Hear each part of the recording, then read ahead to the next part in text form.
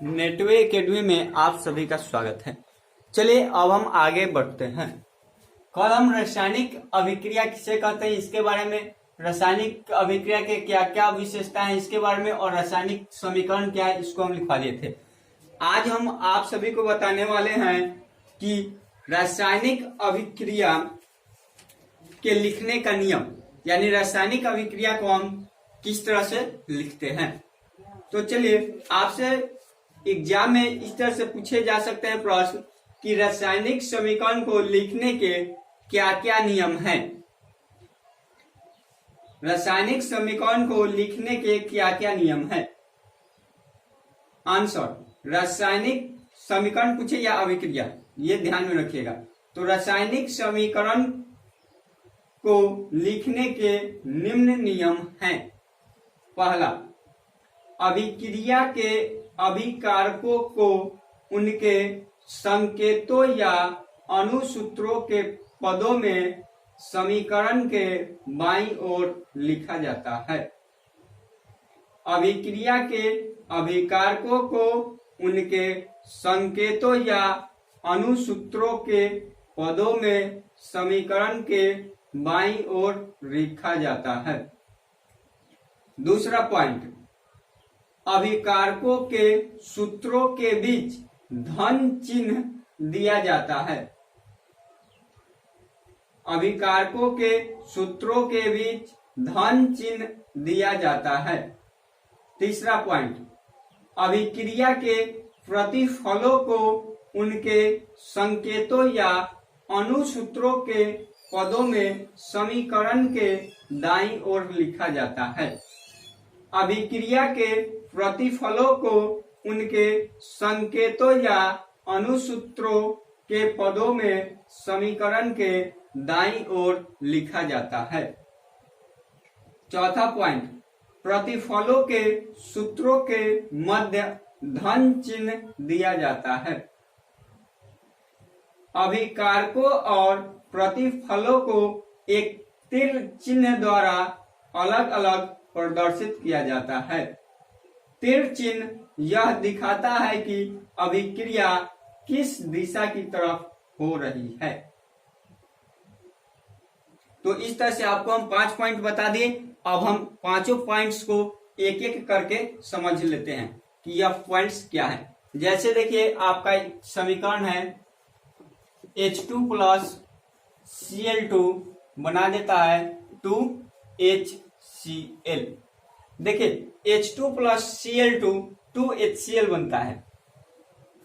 तो पहला हम आपको पॉइंट्स बताए थे। फर्स्ट पॉइंट था, अभिक्रिया के अभिकारकों को उनके संकेतों या अनुसूत्रों के पदों के समीकरण के बाईं ओर लिखा जाता है। देखिए, यह जो तीर है इसके इधर क्या होगा, बाईं ओर, और इधर क्या होगा, दाईं ओर। आप यहाँ पर हैंड रखिए, आपका दाहिना हाथ किधर पड़ रहा है, इधर पड़ रहा है, तो इधर दाहिनी ओर हो जाएगा और इधर बाईं ओर हो जाएगा।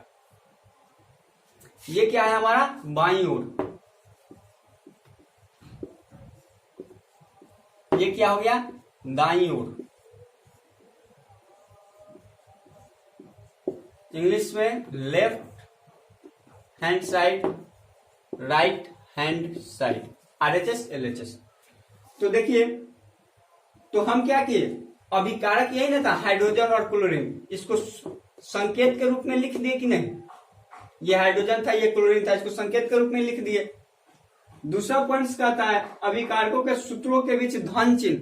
देखिए, सूत्रों के बीच धन चिन्ह है कि नहीं, प्लस का चिन्ह को ही ना धन चिन्ह कहते हैं, तो ये धन चिन्ह है कि नहीं। तीसरा पॉइंट, अभिक्रिया के प्रतिफल को उनके संकेतों या अनुसूत्रों में। देखिए, प्रतिफल यही ना है, प्रतिफल कल ही बताए हुए थे, तो प्रतिफल यही है। तो प्रतिफल को क्या चाहिए, संकेतों या अनुसूत्र में। ये क्या है, हाइड्रोक्लोरिक अम्ल है, और हाइड्रोक्लोरिक अम्ल का अनुसूत्र क्या होता है, HCl। और चौथा पॉइंट है, प्रतिफलों के सूत्रों के मध्य धन चिन्ह दिया जाता है। जैसे देखिए, यह एक पॉइंट्स का था, अगर एक से ज्यादा का होगा तो वहां पर क्या होगा, धन पर। जैसे अगर कोई इक्वेशन हो A प्लस B, यहां से बना दे C प्लस D, तो यहां पर क्या दे दिए, धन चिन्ह दे दिए कि नहीं। धन चिन्ह दिए। इस टाइप का हम एक समीकरण आपको बता रहे हैं। जैसे Mg प्लस HCl क्या बना देगा, MgCl2 प्लस H2। तो देखिए यहां पर धन चिन्ह दे दी कि नहीं, ये अनुसूत्र हो गया और यह हमारा क्या होगा, संकेत, कुछ भी में लिख सकते हैं, संकेत में या अनुसूत्र में। तो यहां पर हम धन चिन्ह दे दिए कि नहीं। और पांचवा पॉइंट था हमारा कि अभिकारक और प्रतिफल को एक तीर चिन्ह के द्वारा प्रदर्शित करते हैं। यानी अभिकारक और प्रतिफल के बीच में एक तीर चिन्ह द्वारा प्रदर्शित करते हैं। ये तीर चिन्ह हो गया कि नहीं। और तीर चिन्ह समीकरण में क्या दर्शाता है, आपसे 2 नंबर के क्वेश्चन में पूछेगा कि समीकरण में तीर चिन्ह किस चीज को दर्शाता है, तो आप क्या जवाब देंगे, समीकरण में तीर चिन्ह यह दिखाता है कि अभिक्रिया किस दिशा में हो रही है। अब इसके बाद आता है रासायनिक समीकरण में संतुलित रासायनिक समीकरण और असंतुलित रासायनिक समीकरण। देखिए संतुलित रासायनिक समीकरण और एक होता है असंतुलित रासायनिक समीकरण। तो हम इसको पहले समझते हैं फिर इसको लिखवा देंगे। देखिए संतुलित रासायनिक समीकरण किसे कहते हैं, या तो पहले आप इसको लिख लीजिए, उसके बाद हम फिर इसको समझा देते हैं। संतुलित रासायनिक समीकरण किसे कहते हैं, आंसर लिखेगा वैसा रासायनिक समीकरण जिसमें समीकरण के दोनों ओर प्रत्येक तत्व के परमाणुओं की संख्या समान होती है। वैसा रासायनिक समीकरण जिसमें समीकरण के दोनों ओर प्रत्येक तत्व के परमाणुओं की संख्या समान होती है। जैसे में आप एग्जाम्पल के तौर पर ये समीकरण आप लिख लीजिए। संतुलित समीकरण का उदाहरण है। जैसे देखिए आपको क्या बोले, वैसा रासायनिक समीकरण जिसमें समीकरण के दोनों ओर यानी बाईं ओर और दाईं ओर परमाणुओं की संख्या समान होती है। जैसे देखिए यहाँ हाइड्रोजन क्या है, 2 बगल में जो रहता है जितना लिखा उतना ही रहता है। हाइड्रोजन क्या है, 2। क्लोरीन क्या है, 2। इधर देखिए हाइड्रोजन क्या है, आगे 2 है तो इस सब में 2 से गुना हो जाएगा। तो 2 हाइड्रोजन है और 2 क्लोरीन भी है। तो यहाँ पर हाइड्रोजन भी 2, इधर भी हाइड्रोजन 2, क्लोरीन इधर भी 2, क्लोरीन इधर भी 2। तो यह क्या है, संतुलित रासायनिक समीकरण है। अब लिखे असंतुलित रासायनिक समीकरण किसे कहते हैं। वैसा रासायनिक समीकरण जिसमें समीकरण के दोनों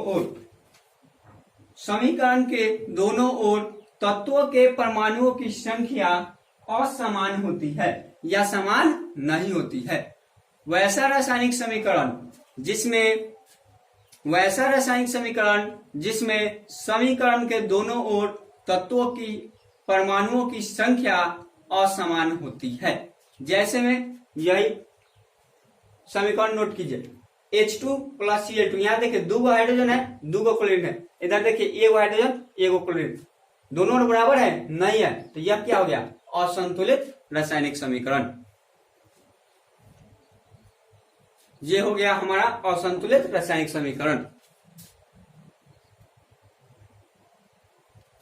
रासायनिक समीकरण संतुलन द्रव्यमान के अनस्वरता नियम पर आधारित होता है। किस नियम पर आधारित होता है, संतुलन द्रव्यमान के अनस्वरता नियम पर। अब यह नियम क्या होता है, आपसे अगर कोई पूछे कि संतुलन द्रव्यमान की अनस्वरता नियम क्या होता है,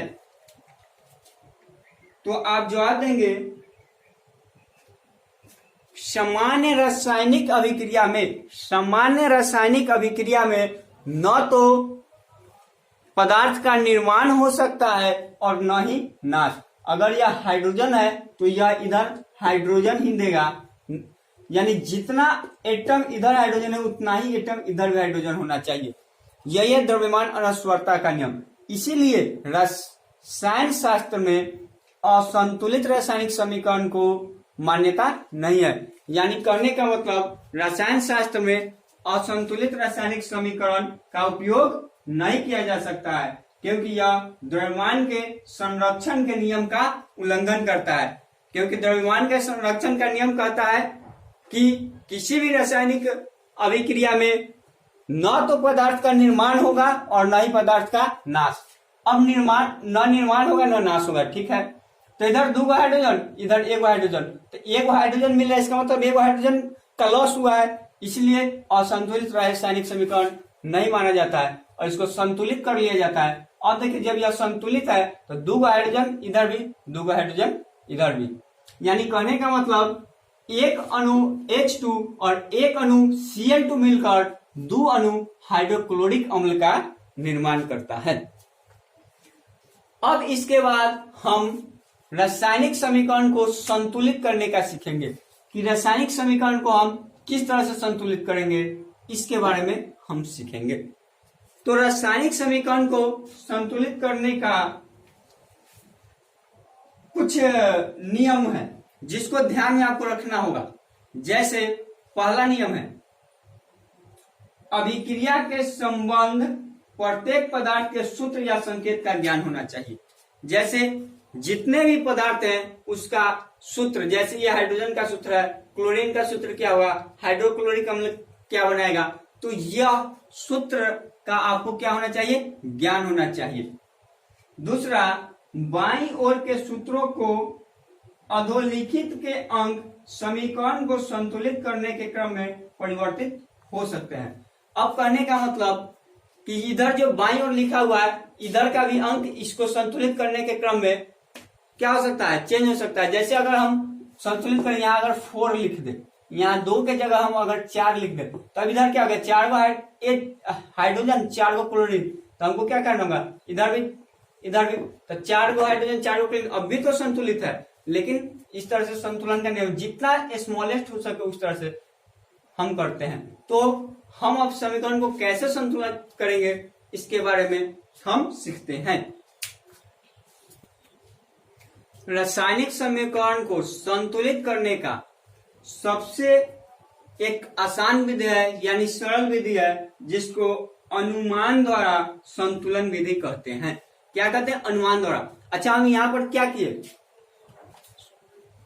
किए, अनुमान ही लगाए कि अच्छा इधर 1 हाइड्रोजन है, 2 हाइड्रोजन, इधर 2 क्लोरीन है, तो अनुमान लगा कि अगर यहाँ पर रख देंगे तो 2HCl होगा। तो यह क्या हुआ, अनुमान ही ना हुआ, हम का उसमें कुछ विशेष कर रहे हैं, कुछ नहीं कर रहे हैं, अनुमान ही लगा रहे हैं। तो इसी मेथड को हम लोग क्या कहते हैं, अनुमान द्वारा संतुलन विधि। अनुमान द्वारा संतुलन विधि में क्या करना होता है, सो समझिए। इस विधि में समीकरण में संकेत और सूत्र के ठीक पहले गुणक का प्रयोग करें, यानी संकेत और सूत्र के ठीक पहले, ये संकेत यह है चाहे सूत्र है, यह क्या है, सूत्र है, इसके ठीक पहले क्या किया, गुणक का प्रयोग किया। गुणक का मतलब क्या होता है, गुना करने वाला। जैसे देखिए 5x, मैथ में पढ़े होंगे 5x का गुणक क्या है, इंग्लिश में इसको कहते हैं कोफिशिएंट, इंग्लिश में कहते हैं इसको कोफिशिएंट, हिंदी में गुणक। तो x का गुणक क्या है, तो 5, तो उसी तरह से इसका गुणक क्या होगा, तो 2। तो क्या करना होता है, संकेत और सूत्र के पहले गुणक का प्रयोग करें। यहाँ पर कुछ नहीं, इसका मतलब क्या है, 1 है।